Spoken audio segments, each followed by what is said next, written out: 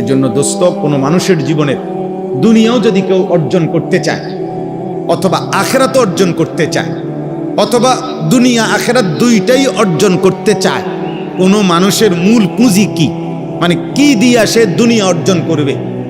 মনে করে দুনিয়ায় তার কিছু টার্গেট, যে আমি একটা ভালো চাকরি করব, একটা ভালো বংশীয় মেয়ে বিয়ে করব, আমার কিছু একটা ভালো পয়সা বেতন হবে, আল্লাহ চাহে তো একটা বাড়ি ঘর করব, সুন্দর করে একটা পরিবেশ করব বাড়িটার মধ্যে, এই ইত্যাদি ইত্যাদি।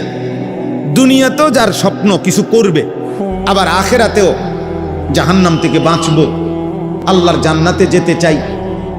দুনিয়া এবং আখেরাতের যাবতীয় পরিকল্পনা বাস্তবায়নের জন্য কোনো ব্যক্তির কাছে মূল পুঁজি কি, তার মূলধন কি, কিসের উপরে ভিত্তি করে সে দুনিয়ায় সাজাবে আর আখেরাত সাজাবে, সেটা হলো একমাত্র পুঁজি, মূলধন তার হায়াত, তার সময়।